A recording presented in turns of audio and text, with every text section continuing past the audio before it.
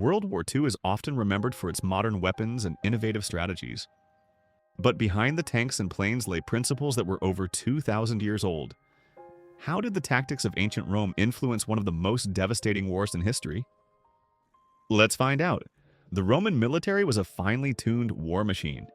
They succeeded not just because of their strength, but because of their tactics. Key to their success were discipline and organization, divide and conquer, and adaptable strategies. These principles resurfaced during World War II in surprising ways, starting with the infamous Blitzkrieg strategy. The Romans mastered divide and conquer, isolating enemies and defeating them in smaller, more manageable groups. In World War II, this concept was revived as Blitzkrieg. The Germans would focus their forces on weak points and enemy defenses, breaking through and splitting Allied armies into isolated pockets. This rapid, concentrated assault caused confusion and allowed German forces to quickly overrun much larger armies, just as Roman generals would outmaneuver their enemies centuries before. Romans also excelled at building fortified defenses to protect supply lines and key positions. In World War II, this was reflected in major defensive lines like the Maginot Line in France and the Gustav Line in Italy. During the Battle of Monte Cassino, the Gustav Line, built across mountainous terrain, slowed the Allied advance in Italy. Interestingly, ancient Roman roads and ruins were used by both sides to gain tactical advantages. Discipline and strict organization were the backbone of the Roman legions. Each soldier knew their role, and officers ensured units remained cohesive in the chaos of battles.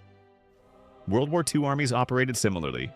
From the chain of command to the coordination of infantry, tanks, and artillery, the emphasis on organization echoed Roman principles. Even the concept of smaller, flexible units operating independently resembled the Roman centuries. The Romans were masters of psychological warfare. Their eagle standards symbolized strength, unity, and domination, often intimidating their enemies before a battle began. In World War II, propaganda served a similar purpose.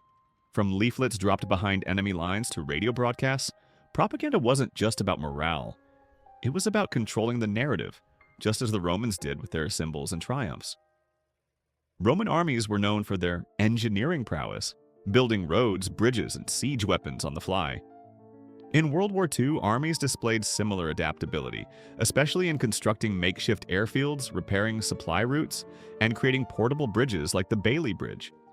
These engineering feats, much like those of the Romans, allowed armies to maintain their momentum and outmaneuver their enemies. The influence of Roman military tactics on World War II is a testament to how timeless principles of warfare can be. Discipline, deception, and adaptability have been key to military success for thousands of years, and they're just as relevant today.